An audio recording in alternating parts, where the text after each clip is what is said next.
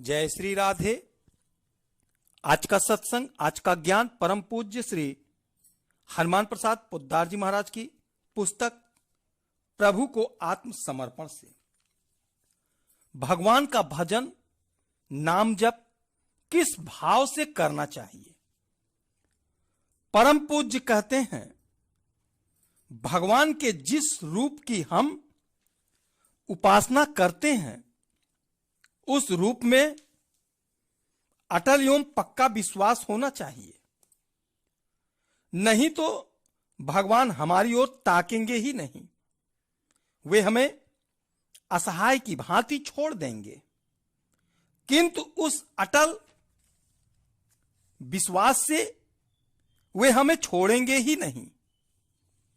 किसी वस्तु की उनसे चाहना नहीं रखें, मोक्ष की भी इच्छा न रखें, इसको भी ठुकरा दें। भगवान की भक्ति में मोक्ष का कोई भी मूल्य नहीं है। भक्त लोग तो भगवान की भक्ति में ही मस्त रहते हैं। उनकी कोई इच्छा उद्भुत होती नहीं। भजन ऐसा हो कि एक निष्ठ जहां मन को ले जाना चाहे वहीं ले जाए, ऐसा मन पर अधिकार रखना चाहिए। भगवान की भक्ति में अंतर नहीं आना चाहिए। भजन में व्यर्थ की बातें नहीं करनी चाहिए। तैल धारावत भगवान का भजन करना चाहिए।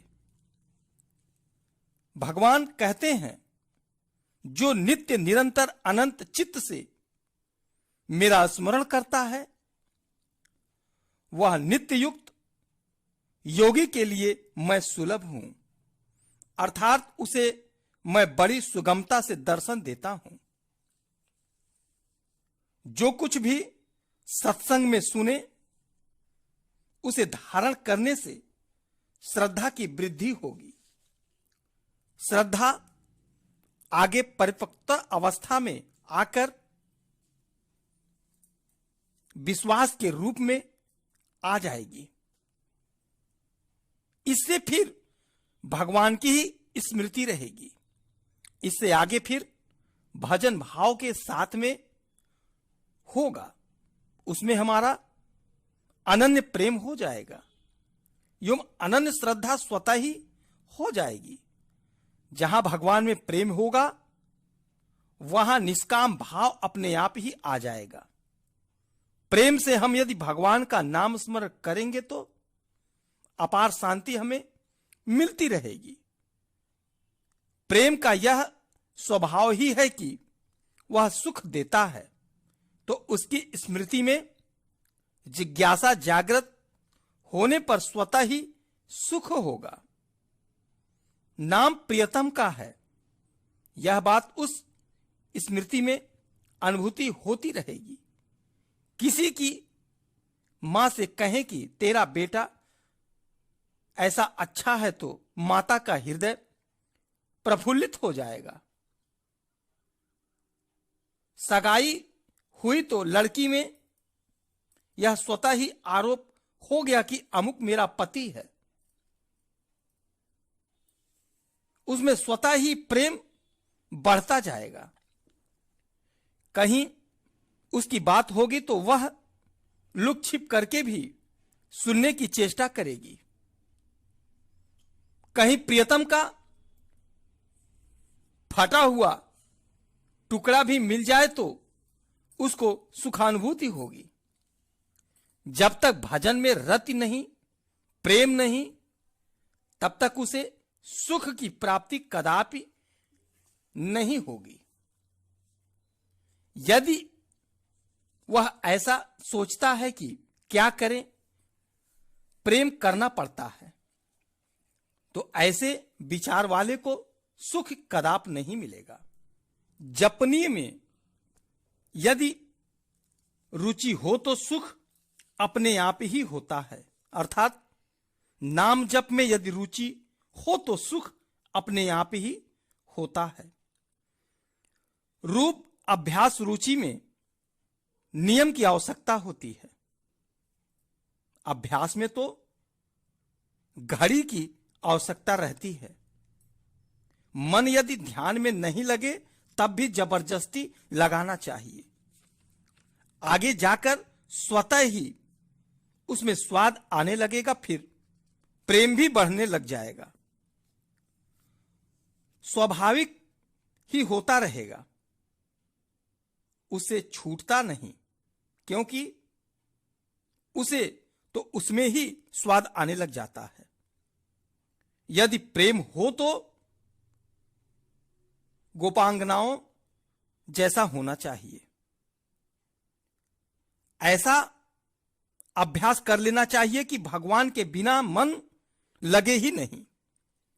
यह चीज अभ्यास से होगी, इसलिए अभ्यास करते रहना चाहिए। यह सिद्धांत है कि जिस काम में मन लगता है वह काम बड़े सुंदर ढंग से होता रहता है।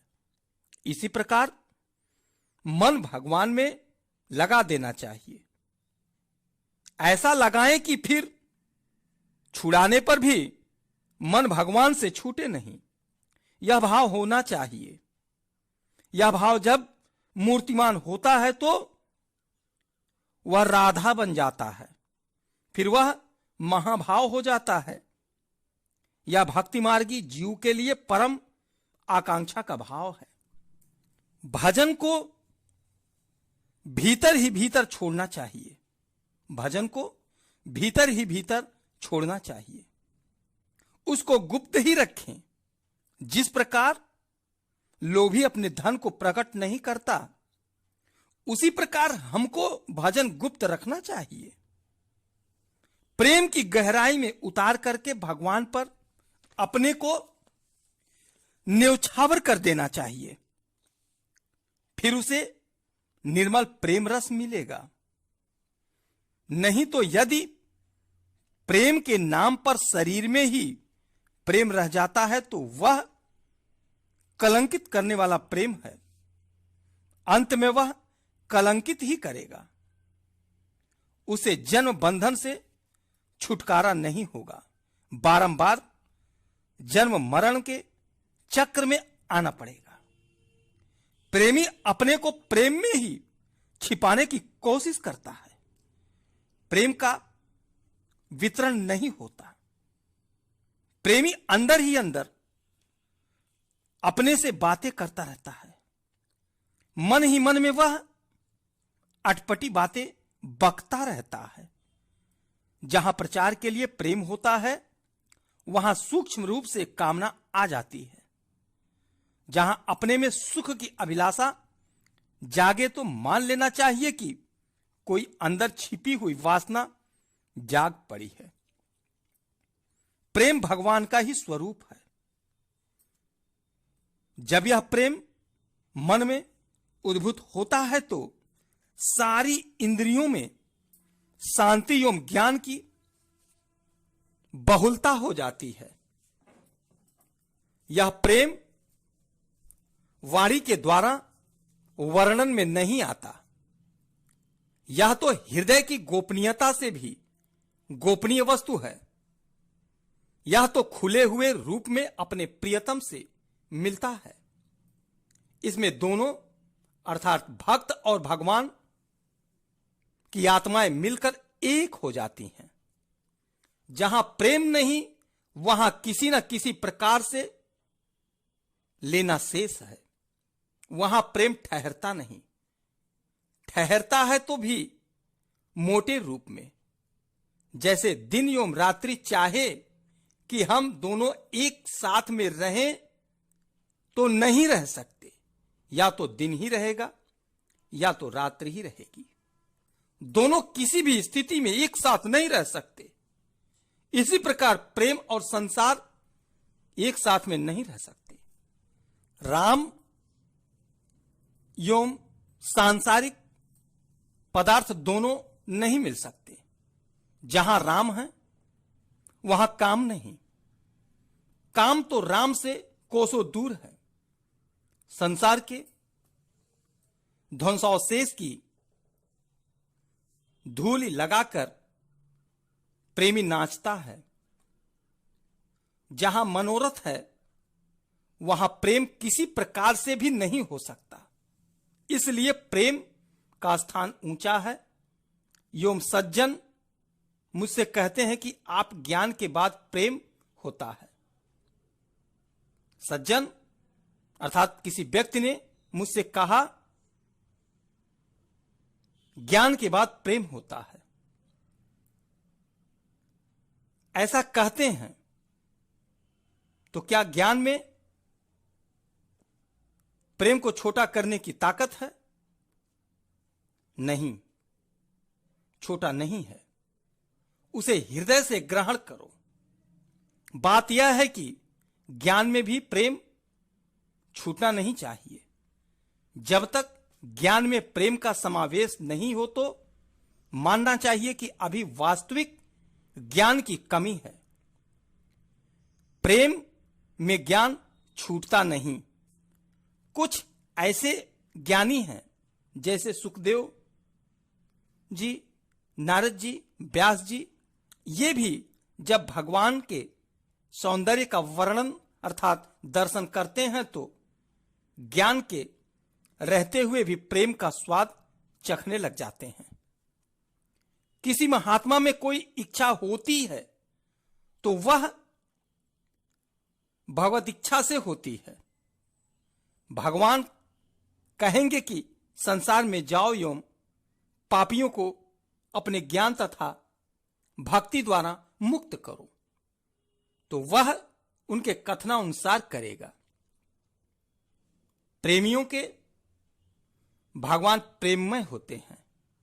देवी कुंती ने कहा कि भगवान बिना हेतु ही ऋषि मुनियों को ज्ञान देने के लिए आते हैं। वे सर्वत्र सर्वदा सब जगह हैं, किंतु होते हुए भी सर्वरहित हैं। वे सच्चिदानंद रूप हैं, आधार से परे हैं। वे कब मिलते हैं इसका हम निश्चित समय नहीं देते। श्रद्धा प्रेम के अनुसार भगवान मिलते हैं। उनको प्राप्त करने के भिन्न भिन्न मार्ग हैं, किंतु जाते हैं केवल एक परमेश्वर के पास। निष्ठा एवं विश्वास पक्का होना चाहिए।